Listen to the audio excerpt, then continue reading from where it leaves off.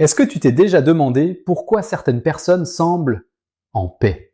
Pas sans problème ni parfaites, mais en paix. Ils traversent les mêmes tempêtes que tout le monde. Ils ont les mêmes doutes, les mêmes peurs. Mais il y a quelque chose dans leur façon d'avancer qui est différent. Alors je me demandais pourquoi eux sont en paix alors qu'ils ont les mêmes soucis au quotidien. Et puis j'ai découvert cette vidéo. Au Japon, il n'existe pas de mot pour dire retraite, parce que les Japonais ne prévoient pas d'arrêter de vivre. Et tu vois, au fil des siècles, ils ont développé des façons d'être qui transforment chaque journée ordinaire en quelque chose de profond. Aujourd'hui, je vais te partager 8 de ces façons d'être pour que tu comprennes mieux leur philosophie. Je crois sincèrement que certains points pourraient résonner en toi. D'ailleurs, si tu penses que c'est cette année que tu vas changer pour toi, dis-le moi en commentaire et abonne-toi pour qu'on avance ensemble. Kaizen, l'amélioration invisible. Ce premier mot signifie amélioration continue. Mais pas celle qu'on te vend partout, pas les challenges de 30 jours ni les transformations spectaculaires. Pas de nouvelle année, nouveau mois. Kaizen, c'est juste 1% de mieux, chaque jour. Et je vais être honnête avec toi. Pendant longtemps, j'ai cru que pour changer, il fallait tout bouleverser d'un coup. Changer de vie, changer d'habitude, changer de tout maintenant. Et à chaque fois, j'abandonnais au bout de 2 semaines, voire 1 semaine. Kaizen dit le contraire, ça dit « commence si petit que tu ne peux pas échouer ». Tu veux lire plus? Ne commence pas par 1 heure. Lis 1 page, une seule. Tu veux te remettre en forme? Ne t'engage pas sur 1 heure de sport. Fais 5 minutes. 5 minutes que tu ne peux pas refuser. Parce que le secret du Kaizen, c'est ça. Une fois que tu commences, tu continues.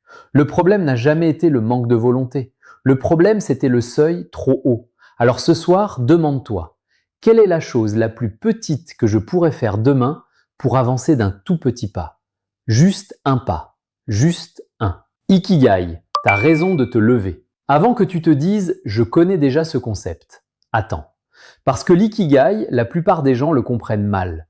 On te dit que c'est l'intersection entre ce que tu aimes, ce dans quoi tu es bon, ce dont le monde a besoin et ce pourquoi tu peux être payé. Mais à Okinawa, la région du Japon où les gens vivent régulièrement plus de 100 ans, oui, t'as bien entendu, plus de 100 ans.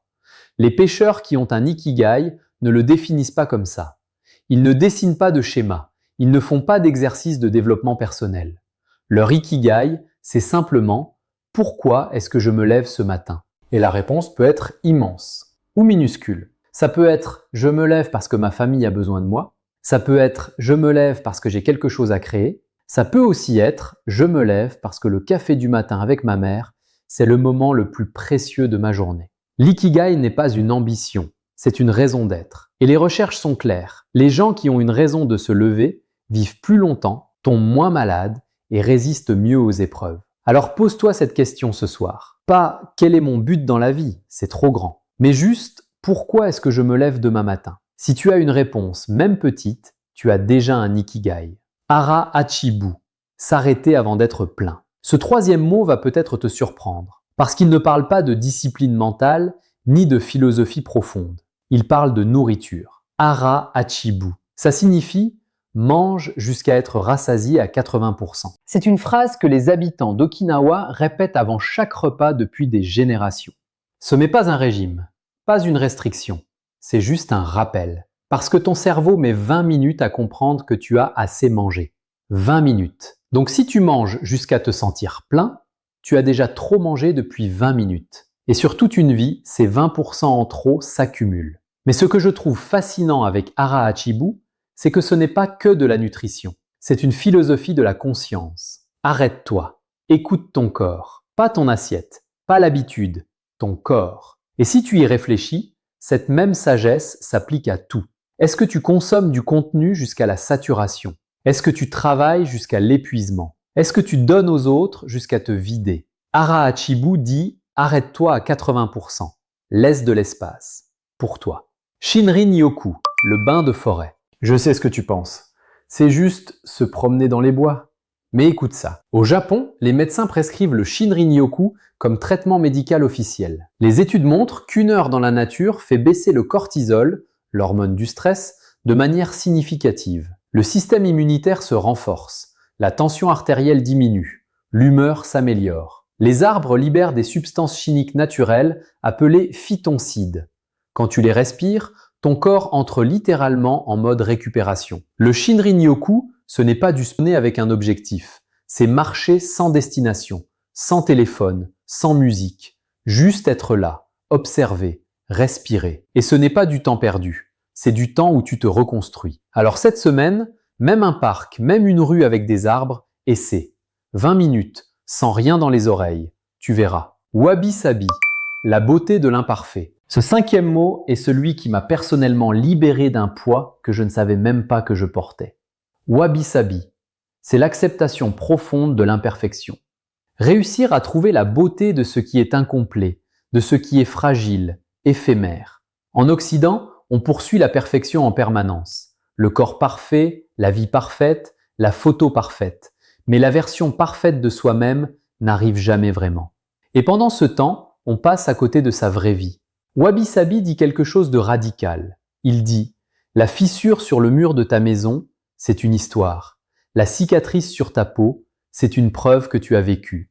Les rides sur le visage de ta mère, c'est la trace d'une vie entière. Rien n'est parfait, rien ne dure éternellement, et rien n'est jamais vraiment terminé.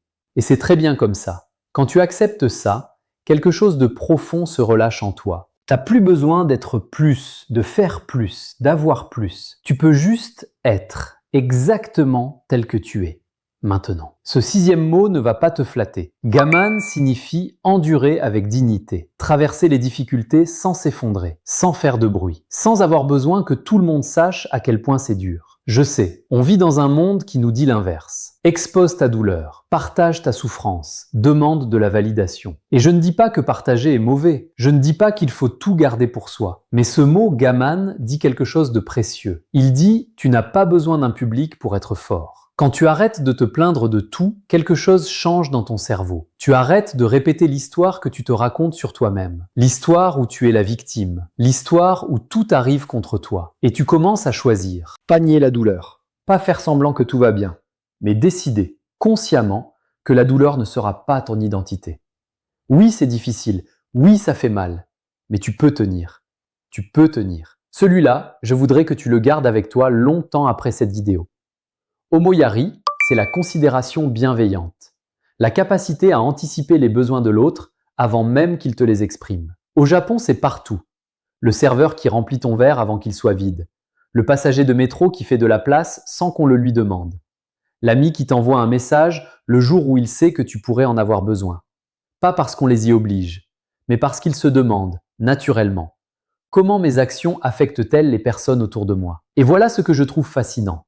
Pratiquer l'omoyari ne te rend pas seulement meilleur pour les autres, il te transforme, toi. Quand tu déplaces ton attention de toi-même vers les autres, tes propres problèmes prennent moins de place. Ta vision s'élargit, tu te sens plus connecté. Alors cette semaine, essaie une seule fois. Anticipe le besoin de quelqu'un avant qu'il te le demande. Juste une fois. Et observe ce que tu ressens après. Kintsugi, tes fractures sont de l'or. Et le 8e mot, le dernier, celui que je voulais garder pour la fin. Le kintsugi, c'est un art japonais qui consiste à réparer les objets brisés avec de l'or. Quand un bol se casse, on ne le jette pas. On ne cache pas les fissures, on les remplit d'or. Et l'objet devient plus beau qu'avant de s'être brisé. Je veux que tu t'arrêtes une seconde. Pense à quelque chose que tu as traversé, une épreuve, une perte. Une période où tu t'es senti brisé. Tu t'en souviens? Maintenant dis-moi, qui es-tu aujourd'hui à cause de cette épreuve? Pas malgré elle, à cause d'elle. Parce que les personnes les plus profondes que j'ai rencontrées dans ma vie ne sont pas celles qui n'ont jamais souffert. Ce sont celles qui ont souffert, qui se sont relevées et qui portent encore les traces de ce qu'elles ont traversé. Pas comme des blessures, comme des preuves de force. Le kintsugi dit « Tu n'es pas abîmé par ce que tu as vécu, tu es forgé par ça ». Alors si tu traverses quelque chose en ce moment, si tu te sens fracturé en ce moment, souviens-toi de ça. L'or arrive dans les fissures. Voilà, 8 mots. Kaizen, Ikigai, Arahachibu, Shinrin-yoku, Wabi-sabi, Gaman, Omoyari, Kintsugi. 8 façons d'être qu'une civilisation entière a mis des siècles à affiner et qui tiennent en quelques phrases simples. Si tu devais n'en garder qu'une, une seule pour cette semaine, laquelle ce serait? Pour moi en ce moment, c'est Kaizen. Parce que j'apprends à arrêter de vouloir tout changer d'un coup et à faire confiance au 1% de chaque jour. Dis-moi dans les commentaires laquelle te parle le plus. Et pourquoi? Je lis vraiment, ce n'est pas une formule. Et si cette vidéo t'a touché, même pour une seule phrase, même pour un seul mot, partage-la avec quelqu'un qui en a besoin en ce moment. Pas pour les vues, mais parce que certaines personnes autour de toi traversent peut-être quelque chose en silence. Et Kintsugi pourrait être exactement ce qu'elles avaient besoin d'entendre. C'est ce que cette chaîne va être, un espace pour grandir, pour réfléchir, pour se rappeler qu'on peut toujours devenir une meilleure version de soi-même. Si c'est ce que tu cherches, abonne-toi. On commence quelque chose ici. À très vite.